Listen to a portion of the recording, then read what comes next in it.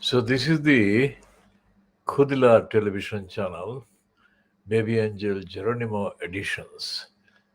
Khoodeelaar television channel part A, timed at 4:30 GMT on Friday, the 9th of December 2022. And this is Muhammad Haque editing and presenting this program. Now, the first part of December 1973 was occupied, taken up by the racists at the Sunday Times, publishing in their so-called color supplement dated the 2nd of December, Sunday the 2nd of December 1973, a completely criminally conceived racist, anti-Muslim, anti-Siloti item about Brick Lane, the world beyond the curtain. Now, it was written with the involvement of a number of people. Most of them remained unnamed in the article.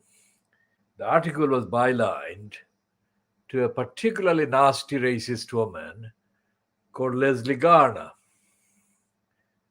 Now, Leslie Garner is a nasty racist woman who surfaced, 83, 93, 2003. Surfaced 30 years later, out of nowhere, to lend her support to the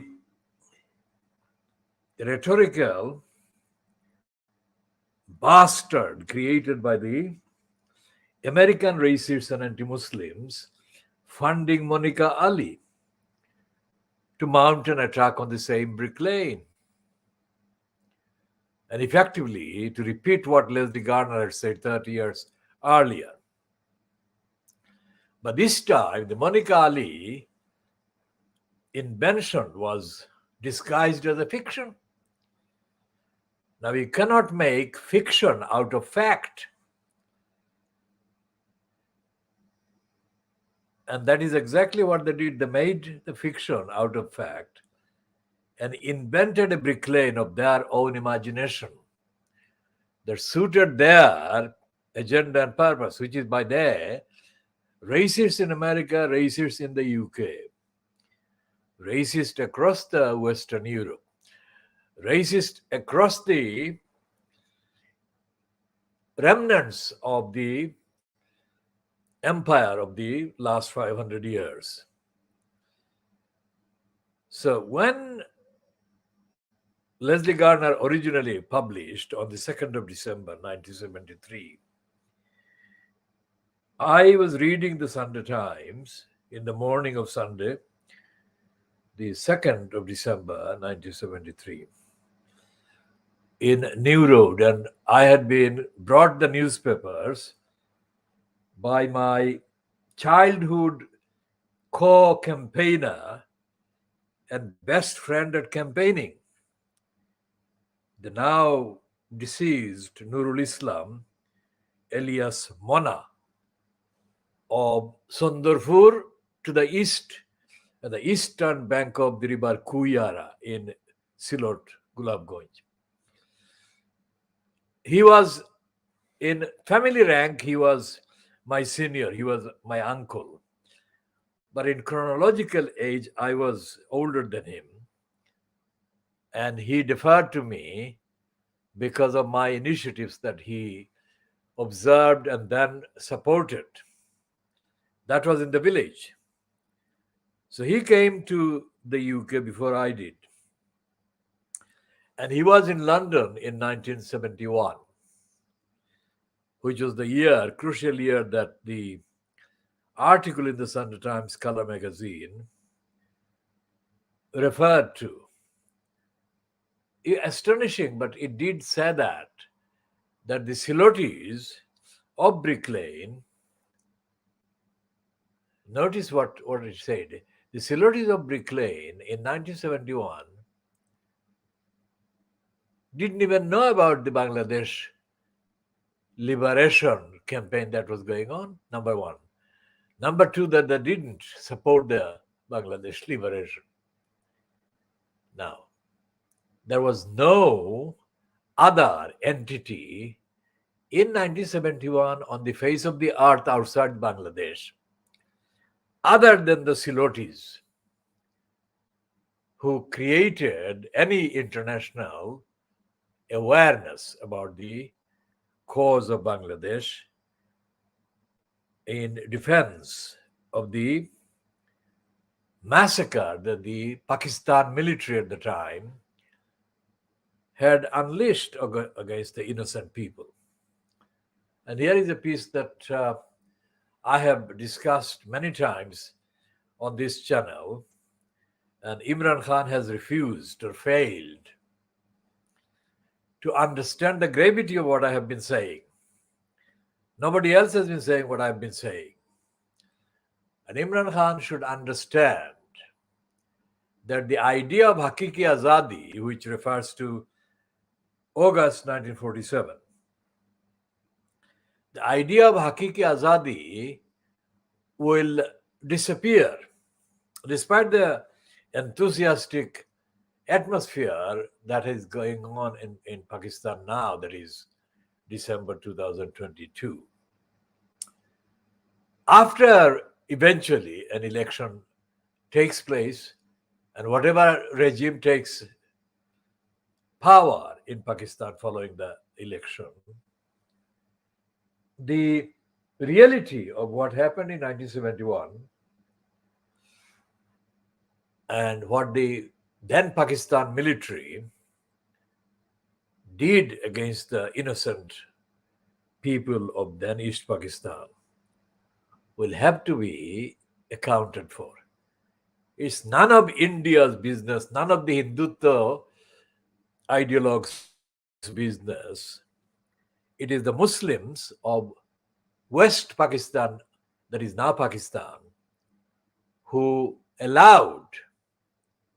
actually allowed the military, mainly from West Pakistan, to mount a murderous attack on innocent people across East Pakistan, not every single part of East Pakistan, but strategically that chose various locations and targets. Now, these people were civilians. None of the targets that the Pakistan military during 1971 attacked had anything to do with any politics in terms of conventional politics, most certainly not about military. And the other thing that I have originally consistently been saying, when Sheikh Mujib spoke in March, he didn't speak with conventional constitutional approval or authority or consent of the people. There was absolutely no evidence of any constitutional or constitutionally valid democratic preference by the people of East Pakistan, which is now Bangladesh, to go to war. That couldn't have happened. Constitutionally, if anyone, whether it was Sheikh Mujib or any other leader or self-imposed or self-exiled or self-expressed leader of the movement, had declared a campaign of independence, armed independence, armed insurgents, if anyone had done that, they would have been in breach of internationally legally recognized laws of sovereignty that entitles the state of the time at the time, or the state power of the time at the time, to take severe prosecution action against anyone who makes such a claim. And that is usually recognized as a treason. And the penalty for treason is, of course, capital punishment. So Sheikh Mujib never, ever could constitutionally declare a war of independence. He couldn't, and he didn't. What he did do, and what the Pakistan state agencies were saying, and publicly Sheikh Mujib was denying, was that they had secret meetings and events held not far from the borders of Danish Pakistan, near Kumilla, in the Tripura state, Agartala. And that was the series of events, meetings, and plans. Pakistan Army called it, or Pakistan state called it, plots against Pakistan, called the Agartala conspiracy. And Agartala conspiracy was the title of the main prosecution brought against Sheikh Mujib. And Sheikh Mujib and others prosecuted under the Agartala conspiracy charges in open courts, denied having been involved in anything like that or been aware of anything like that. They did that on the records. But now, after Bangladesh became recognized by India on the 16th of December 1971, the Agartala conspiracy was not only recognized, admitted, but it was something that Sheikh Mujib's supporters, because he was not free, he was still in detention in West Pakistan, they boasted about the Agartala plots. So, where is the constitutional position there about the ordinary people in Danish Pakistan over the whole year of 1971? The ordinary people were not party to the Agartala plot. They didn't know about the Agartala plot.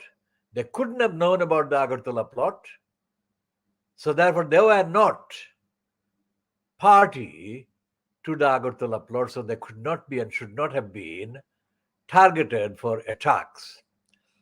Let alone attack, they shouldn't have been even named as being in any way supportive of anything like that, which applied to me, which applied to the absolute majority of the people, except perhaps a dozen or 2 dozen people that were close to Sheikh Mujib and others.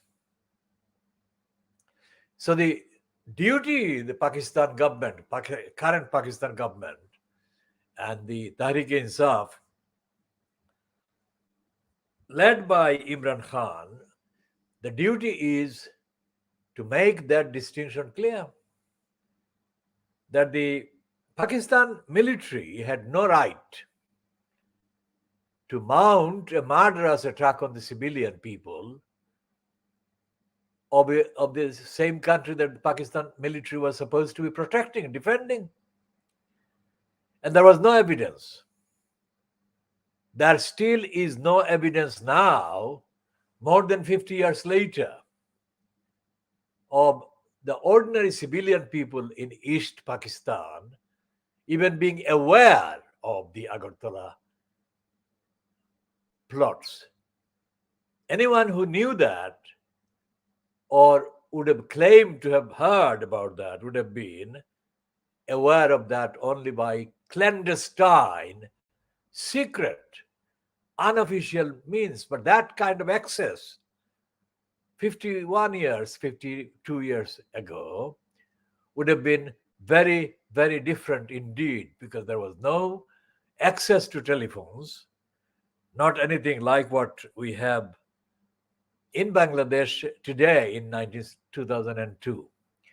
There was no internet, there was no fax, there was no mass communication was not really accessible to the masses. So it was a completely oblique, silent kind of state of knowledge, empty. Nobody knew what was going on except by remote rumors and whatever. Access to newspapers, which is the main medium, the radio was again less accessible. There was no television really to speak of in the sense of the ordinary people being able to access television. Even if they had the access to the media, they would not have known anything from that fact of the access alone, because the contents of the media, the news, commentary, whatever, were not anything to do with what was happening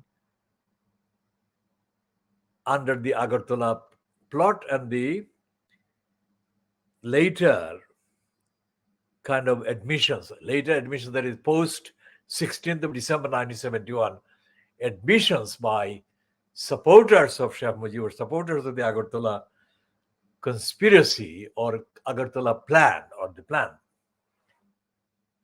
So the Pakistan army that launched the attack that murdered innocent people in East Pakistan committed a crime which was treason. The army committed treasonous crimes against the people of East Pakistan. And the Pakistan government, whatever the government becomes after the election, has a duty to hold those responsible for that treason to account. Because the people like myself and others had no idea, still don't know who did the Agartala plots and whatever. We were not consulted, and we had no access to anything that was going on in those terms that they later claimed were going on. There was no forum, there was no democratic forum, there was no constitutional forum, there was no legitimate forum, there was no free forum for ordinary people, no matter how otherwise capable and with capacity to understand and comprehend facts and events. People didn't have any access to any information. So the word conspiracy actually applied to what those people were doing when it came to the access to what they were doing that the ordinary people of East Pakistan had, which was zero.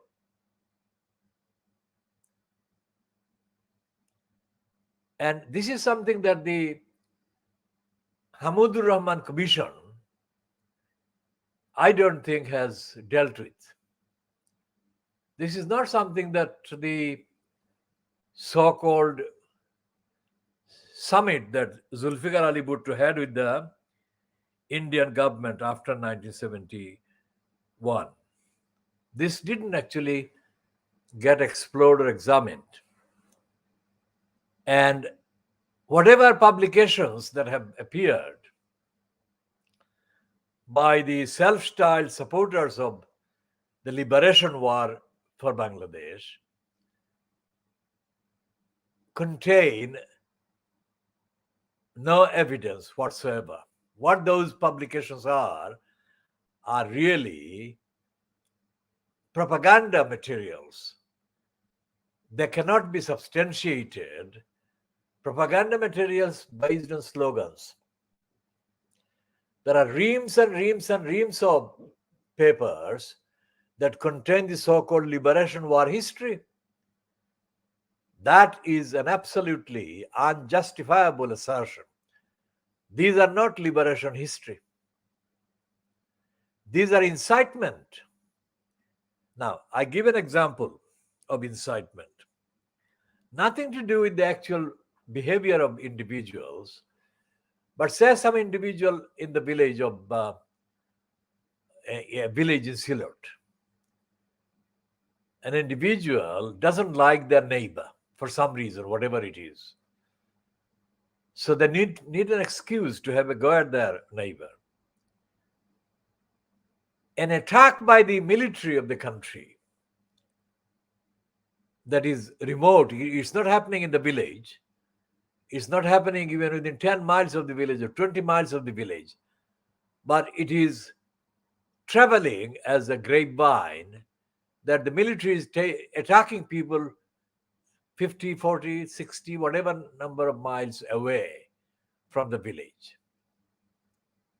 So the person who wants to have an excuse against their neighbor would make an allegation that the neighbor was somehow connected with the military operation that is taking place 50 miles away. How could that be? And that kind of thing happened quite a number of places, absolutely no fact whatsoever. In any case, most of the people in the villages, most of the people in Bangladesh, even today, 50, 51 years after Bangladesh became recognized by India on the 16th of December 1971, people are not politically conscientious and conscious or possess the necessary capacity to understand fact and understand strategy, understand the way that the state agencies operate and mobilize, and how to kind of distinguish between state agencies and any other mobs.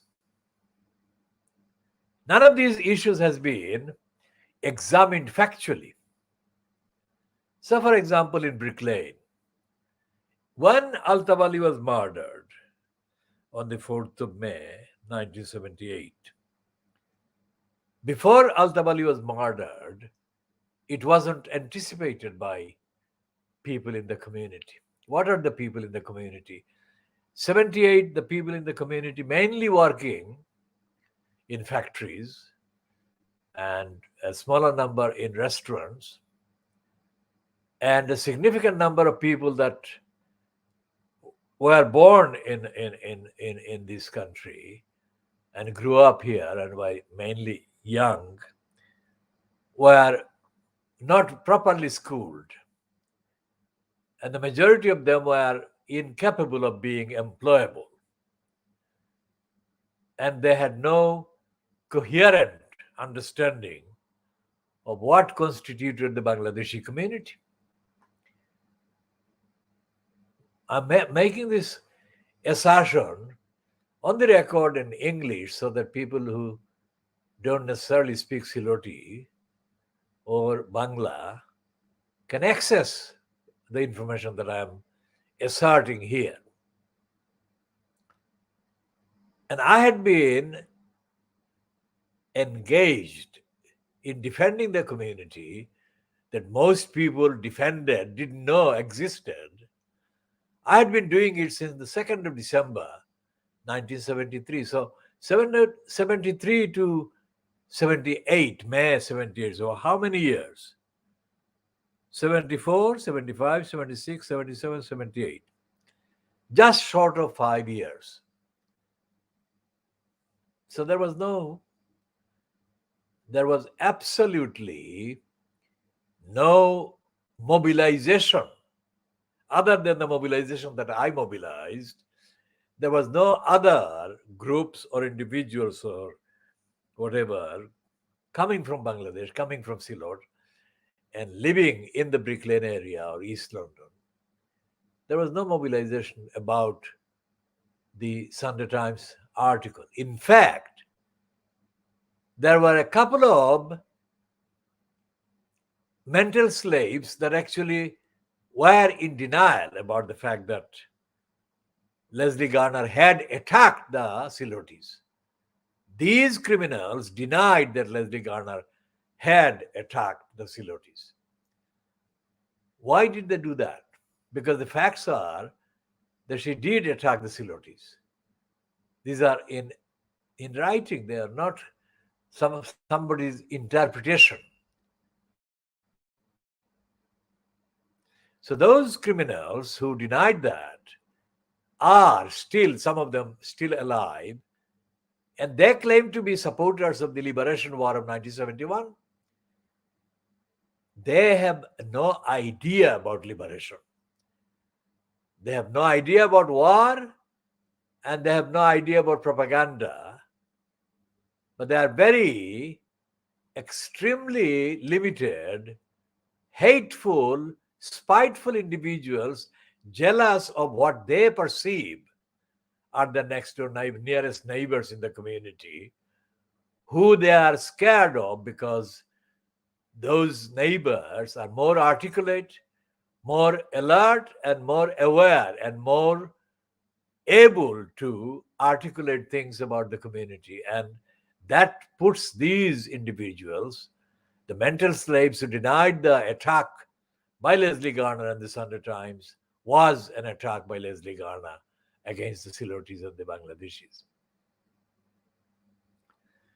So these are the people that were in a minority. My own father was here in London in 71. Well, he had been there from the 60s. And he was one of the people who organized any number of Silotes, not only from London, but from other parts of the UK. And they supported raising funds, and they supported meetings, public meetings, including the meetings that took place publicly in the central venue, Hyde Park. And my father was well known as an organizer of the 1971 Bangladesh liberation efforts, and was also supporting the cause of the people affected under the military kind of attacks in East Pakistan in Sylhet. My own school head teacher, who was not head teacher at the time because I had been long gone, I had been to university by that time and so on. So my school head teacher in Dhaka, who came from a village not far from my village, which is called Tilfara, his name was Khirod Chandra Purkayasto. Now, Khirod Chandra Purkayasto collected various addresses in the UK of people who had relations, our village, our villages. I don't know what he did with the information, but he collected information about whose relative lived in the UK where. So I gave him, because he had been my head teacher, I gave him my father's address in London, which was in New Road. Now, there has never been an opportunity to actually go through what happened during that year when I finally came to London and could have discussed with my father what he did, but there wasn't any time. So many other things took over. But essentially, my own father and my relations, there are other relations, were actively involved in raising funds, raising awareness throughout the whole period in support of Bangladesh and in support of the defense of the people against the military attacks. So for Leslie Garner to say that the Silotes didn't even know about what was going on in Bangladesh or East Pakistan in 1971 was an absolute and utter lie. Why would she do that? Because she could not tell the difference between Bangladesh and India or whatever. If she met people from India, Pakistan, and Bangladesh, she couldn't tell unless she had been briefed prior to any such event. And then when she surfaced 30 years later to support Monica Ali's rehash of the attack by Leslie Garner, it became very clear that Leslie Garner wasn't an investigative writer.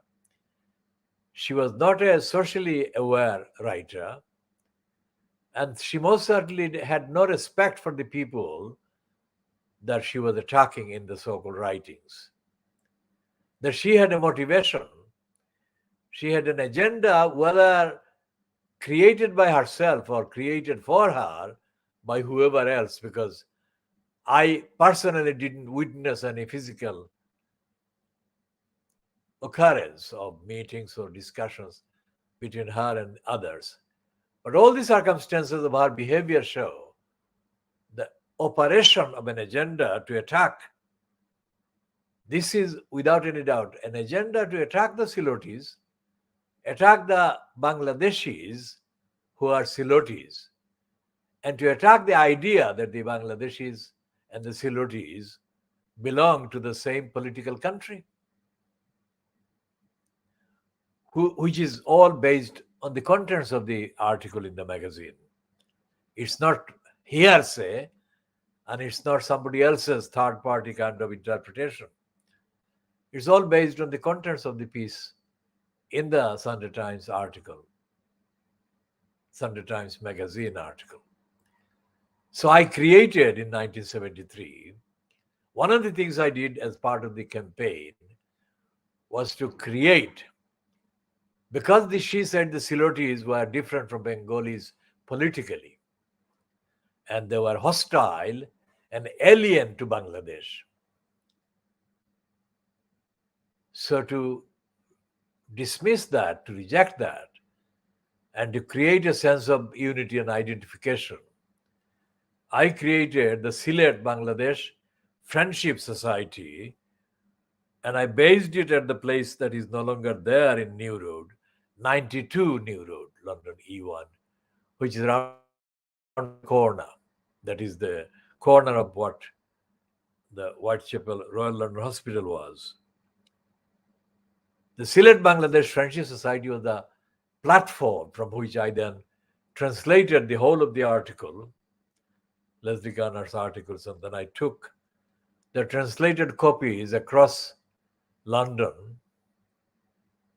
and we traveled to other parts of England and explained to Siloti people that Silotis had been attacked by the Sunday Times article.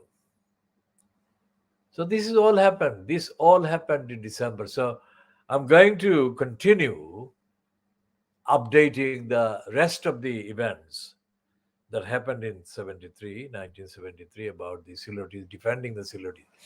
And that is the article and the rebuttal of that article that prompted me to set up the phrase, the statement, defending the community in the East End of London. That's what it is about.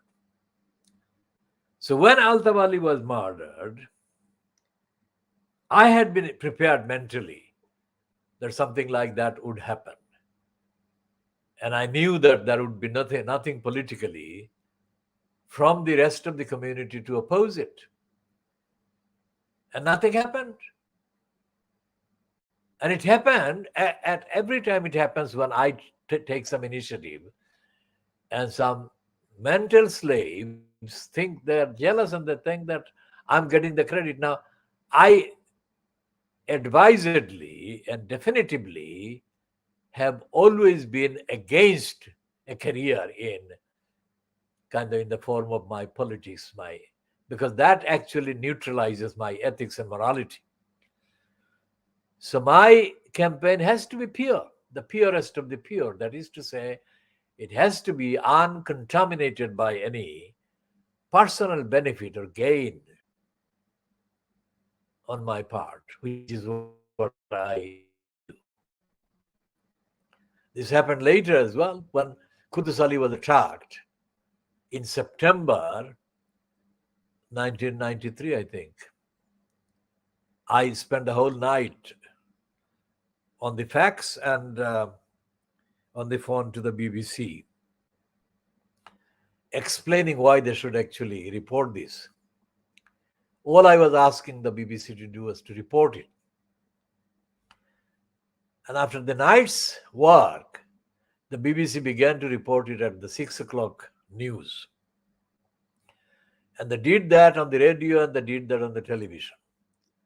As soon as the mental slaves saw me on the television, they went berserk. They absolutely needed psychiatric treatment. They thought I had become the prime minister long before Rishi Sunak. They thought I had become the prime minister of England, UK. So they went to their racist masters like the SWP wonkers, and they wanted to take over and hijack that whole operation. I shall elaborate on that in updates later, not necessarily in this particular edition, but that is what the pattern is. And there is a soul cheater, an Indian Hindu soul cheater called Raju Bhatt. If you are listening to this or watching this, or if you are hearing about this broadcast, Raju Bhatt, you are a criminal shit. You are a crook and a liar and a thief. Your forefathers didn't leave any legacy that could challenge what I do. And they couldn't begin to leave a legacy my great-grandfather left. I come from a background where my great-grandfather could have amassed wealth exceeding the combined wealth of Elon Musk and the other billionaires, American billionaires. You lying shit. You would never have heard of Quddus Ali without me. You shit. And you got money, and your co-criminals got money because of me. I spent money, you shit, by creating the campaign for justice for Quddus Ali. Quddus Ali has been more than adequately compensated by the UK's criminal injuries compensation, whatever. I have not seen a penny of that, and I never would want to see a penny of that. I created that for him. You, Raju Bhatt, the criminal, must not imagine that your lies will go unchallenged. I am going to come on the record and directly at you, you shitbag, Raju Bhatt, soul cheater. You are no campaigning solicitor. You shit. I created a platform for the likes of you, you shit. You would not last 1 hour of the work that I do. And I have done over decades, you shit. You are a mental slave, you shit. You told one of your co-liars to go to the Sadaq Crown Court and interrogate me as to my authenticity as the campaigner for justice for Quddus Ali. You shitbag. You thought that Quddus Ali's mother, a completely illiterate woman, was intellectually superior to me, you shit. And you wanted her to give me approval, you shit. She had no idea. She would not have any idea about what happened to her son.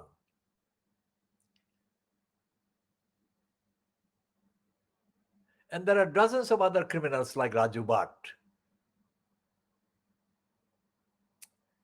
who came into the frame and made money. They thought that I didn't realize. Of course I did realize. They made money because of my work. This is the norm. My great father created millions and millions of people's jobs. He never wanted one penny, and never did. I never wanted a penny from my work, and I never do. Can you imagine, you shitbag? Raju Bhatt, you shit!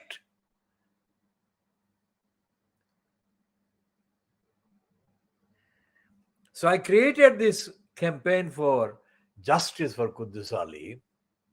The only person that spent the time that night, within hours of Quddus Ali being almost murdered in the commercial road, was the late Shahabuddin Ahmad Belal from Biani Bazar.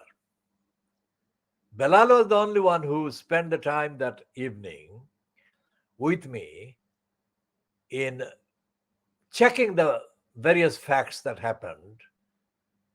And then Belal couldn't last because he was a minicab driver and he had to go. But he was the only one who spent any time helping me get those bits checked that I hadn't witnessed.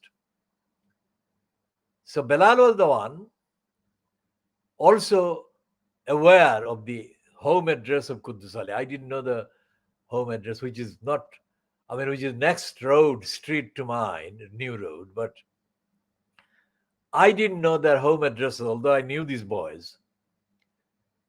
And in the streets, I would do my best to tell them off, guide them to stay clear. And on the evening of the attack, it was a Wednesday in September 1993. Quddus Ali and 3 other boys, I think, crossed the new road and into the Nelson Street, and they were about to go into the commercial road. Where they were going, I have no idea. And I saw them at the junction of Nelson Street and the other street. I meet a man who needed my help somewhere near the Mile End Road. It's a legal action that I wanted to do for that man that evening. And I saw these boys whom I knew, and I had been trying to guide them from time to time for months now. When I saw them going there, I told them not to do that. I said, don't go there.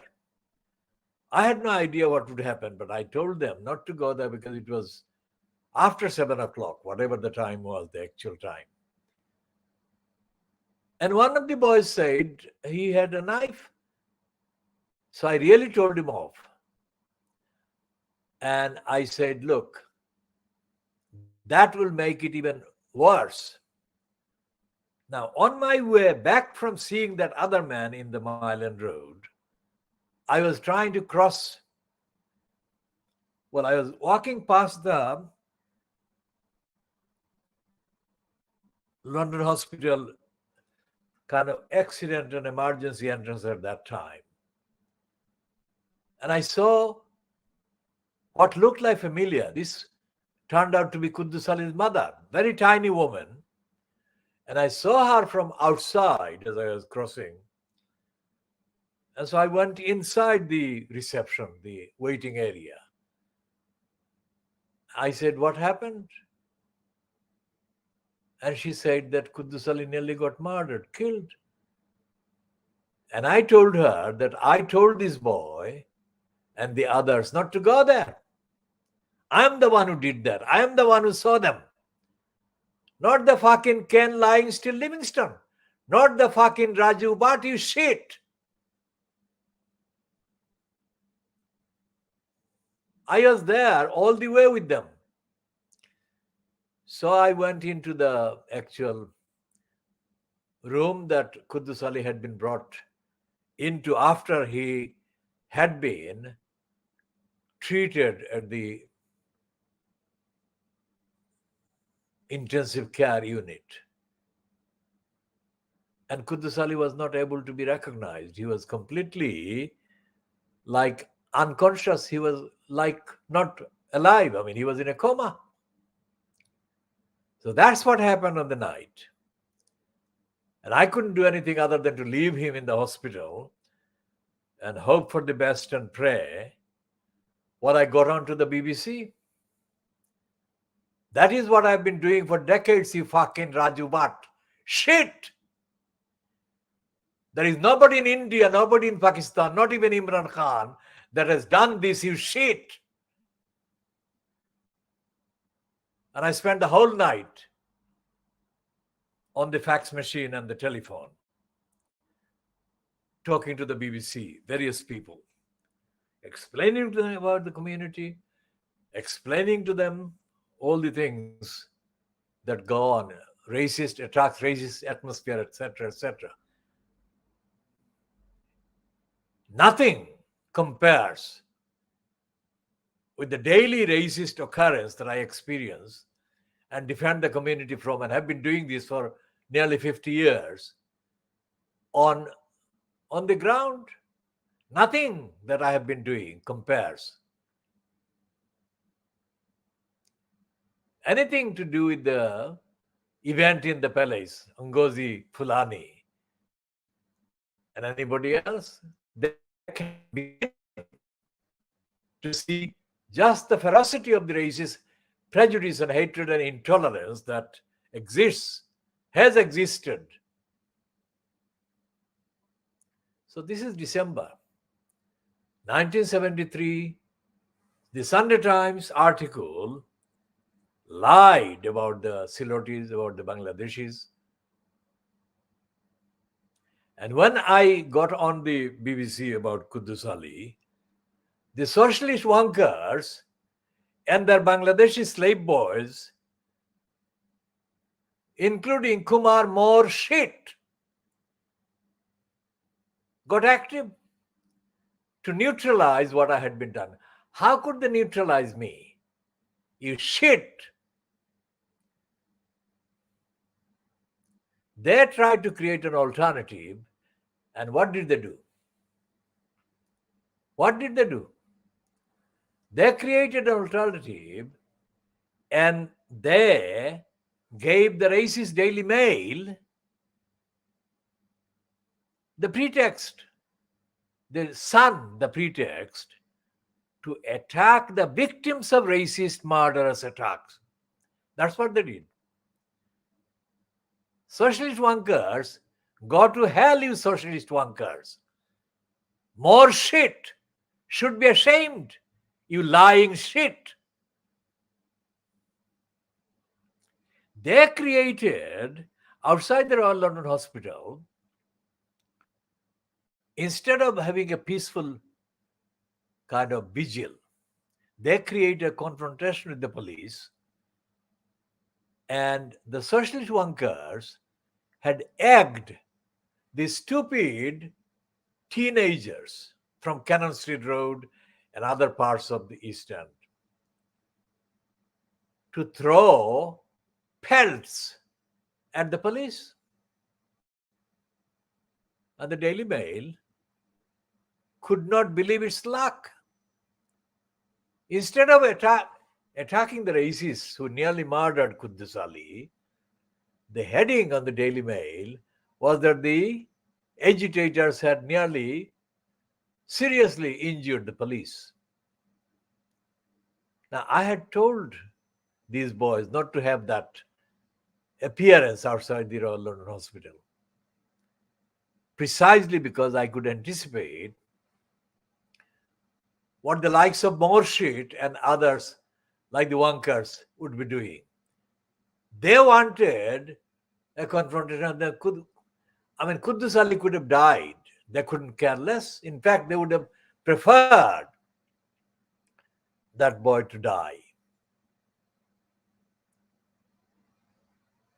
So this is the kind of campaign that has been going on for the last more than 50 years.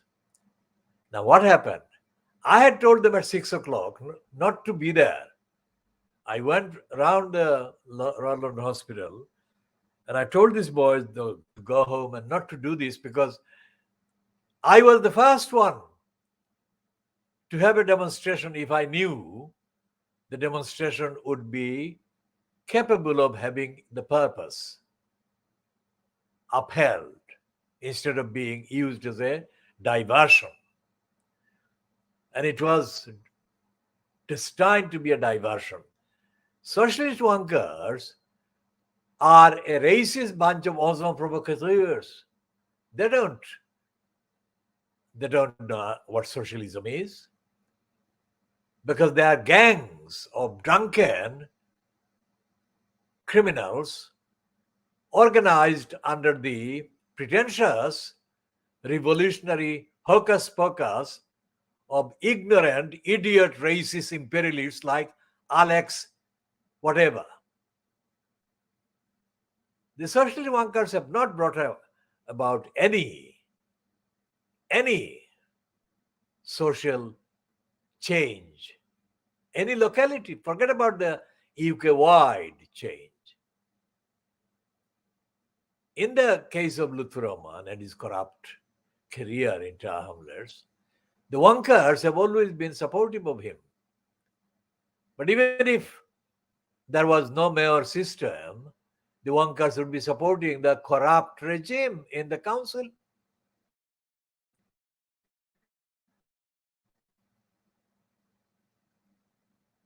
We should talk about the idea about nurses strike and all that another time because of the time factor. There is no revolutionary socialist mobilization among the British left. There is none. Even Jerry Healy was exposed as busy being trying to jump on women and either rape them or sexually assault them or exploit them. And the socialist workers suppressed reports about their own membership raping women in the SWP workers. So where do you go with these people? They come up with these factory-made banners. How do they know to make these banners in advance so fast? So they're an operation helping the state. They're an operation helping the state. So various parts of the white left, these are various fronts of other provocateurs and state agents. What have they changed? What have they stopped? What illegality, what violation of human rights have they stopped the conservatives or the conservative like Blair regime from enacting? All of those things will be updated in due course, and I'm going to close this particular edition at what? Just under 54 minutes. And this is Friday, 9th of December 2022. What time is it? Just before 5:20 GMT on 9th of December 2022.